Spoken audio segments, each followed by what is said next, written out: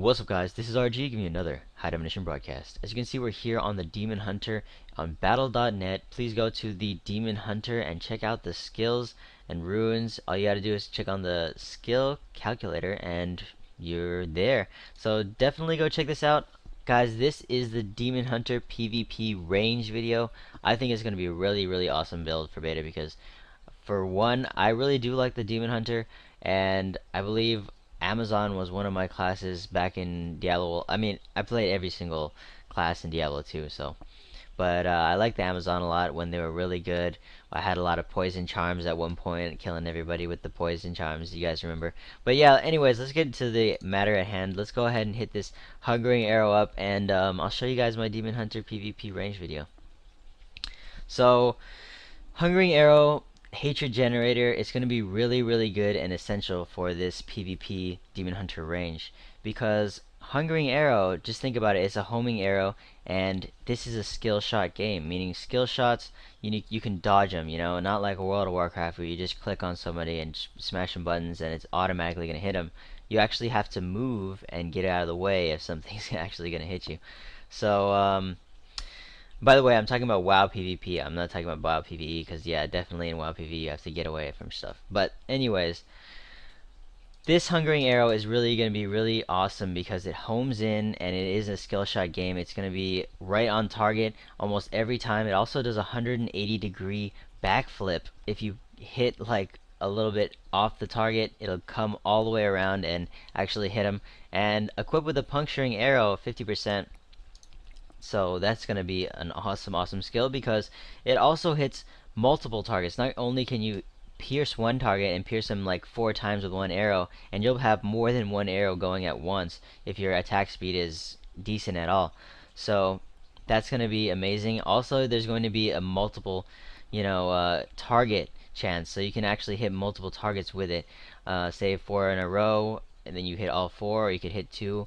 But yeah, it's just an all-around good skill to have, and you can't drop Hungering Arrow as a ranged Demon Hunter. You need to be able to home in on targets, for me at least, unless you're going some kind of trap sin thing. But I still would rather go with Hungering Arrow for this build, definitely.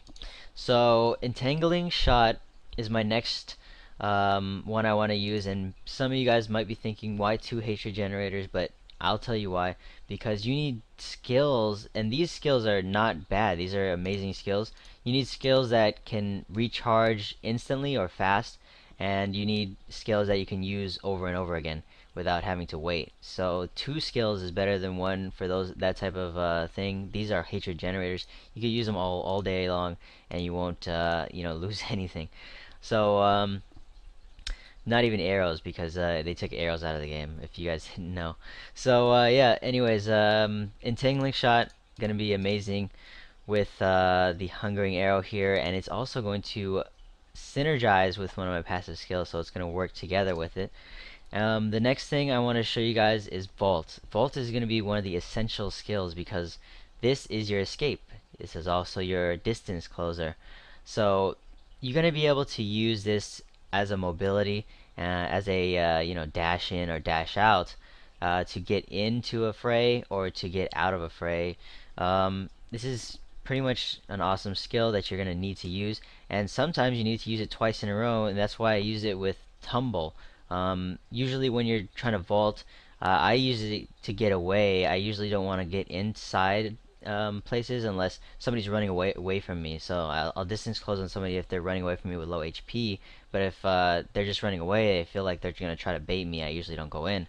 So I use the vault for mostly an escape. And when I'm trying to escape, I want to use it twice in a row usually, because you want to get away from that person as fast as you possibly can. Say if it's a barbarian, you don't want to get stunned, and you want to be able to have him bust out his jump, and you can get away from him after the vault, after his his jump is actually cooling down. You can vault away. Vault doesn't have any cooldown, so that's why you want to be able to tumble over and over again and waste people's cooldowns and shoot them in the process and slow them in the process and just be as annoying as possible, shooting them in their face. Next thing I want to show you guys is the Shadow Power. This is going to be equipped with the Gloom. It reduces incoming damage by 65% while in Shadow Power. So that is going to be for 3 seconds. So some people might think, oh, that's not a lot of seconds, 3 seconds. 3 seconds is pretty long when you're getting, like, say, smashed in the face by like 3 different characters, you know. Barb stuns you, Wizard hits you with his best shot or whatever, and you're just getting owned. That gloom is going to save you. And it also has another power that's going to save you, and it's just one of those defensive type of skills. It's going to draw in the power of shadows, gaining 20% of all damage as life. So for the duration, which is 3 seconds. So 20% life leech.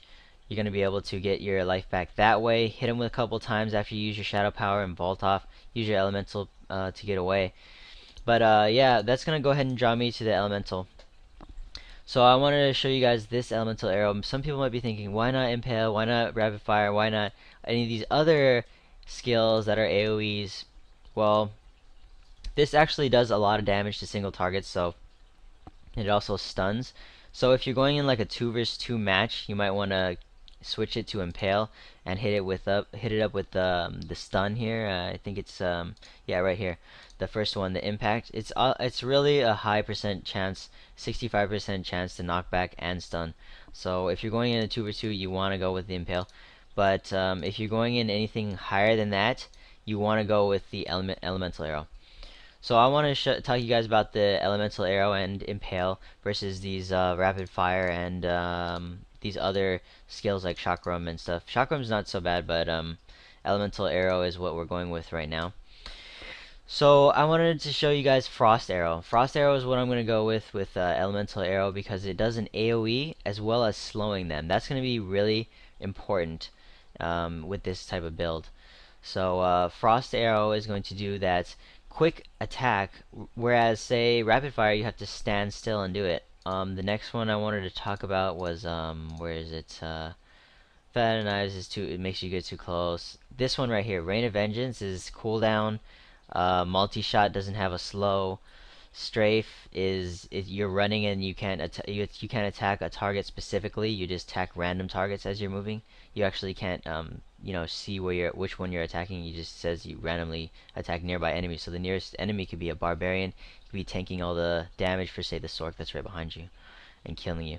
The next thing I wanted to talk about was just the elemental arrow, how you would use it. So you would actually just shoot it off and run away with your vault using your hungering arrow and entangling shot when somebody's getting too close. You want to use your hungering arrow mostly all the time and just spamming it. That's why these two are so good together, because use your entangling shot when they're actually closer to you, and use your hungering arrow when they're actually just far away, and your hungering arrow can just home in on them and easily get you some damage without you being hurt at all. So the elemental arrow is going to be really essential in this build because the passive skills rely on. Here, I'll just get to the passive skills right now. So after the elemental arrow, it's preparation. You're definitely going to want preparation for every single class of demon hunter. So you know, subclass or whatever you want to call it, to make it like say a trap sin class or a trap hunter, whatever you want to call it. But preparation is key and essential. It's gonna gain you back 60% of life used by 60% of your life when you use preparation. It's pretty amazing skill. So it also instantly restores all your discipline, by the way. So yeah, and it's every 45 seconds. Equipped with these type of skills, this vault here with the tumble, the shadow power, and the entangling, as well as the elemental arrow, because if you guys don't forget that the slow is actually a CC or a crowd control as well. Slow is very very good. So, and it's not just like really not at all very slow at all. It's 60%, so it's really really good. So yeah, it's going to be 45 seconds you have to stay alive pretty much, and you're going to gain back 60% of your life, and you don't lose that much life because you're using vault to get away. Well, they're usually probably going to go for whoever's attacking them front up, like the barbarian or something. Whoever charges in, even the monk charges in. So they're usually going to attack that target. You should be able to stay in the background and get away with these skills for 45 seconds at least, so you can get your 60% life back, and you're going to be wanting to look at that cooldown at all times. So you're not going to have too many cooldowns with this. As you can see, we have this preparation, and yeah, it's just not going to be that much cooldown. So that's why I picked this type of build. The next thing I want to talk about here is finally the passive skills. So steady aim is what we're going with first. It's going to be amazing because you get 20% extra damage as long as they're 10 yards away, which is really, it's like you have to be right inside the range of it, like pretty much melee range for 10 yards, which is like, it's strange how they calculate it, but 10 yards in the game space is like nothing. It's like 10 inches, like almost. It's like crazy. So don't worry about the yardage. It's pretty much like 20% damage buff as long as you're not getting like face palm like meleeed by a barbarian.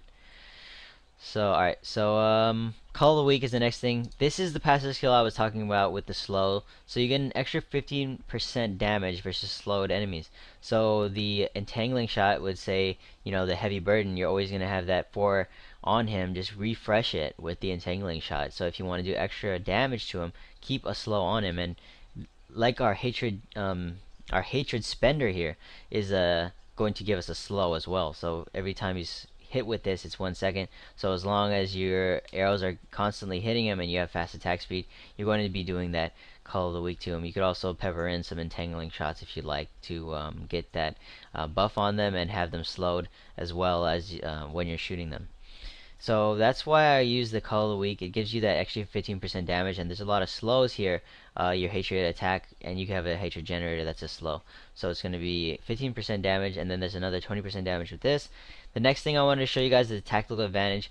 This is just keeping with my defensive skills here. You have that offense here. It's pretty high offense with this here. It's going to have a good amount of damage boost. And I'm going to go ahead and go with the tactical advantage with the vault. It's going to increase the movement speed for 2 seconds after I'm using vault. So I'll have a high movement speed for 2 seconds, then I could use another vault. So pretty awesome. So it says it has 6 seconds right here that I can use another vault.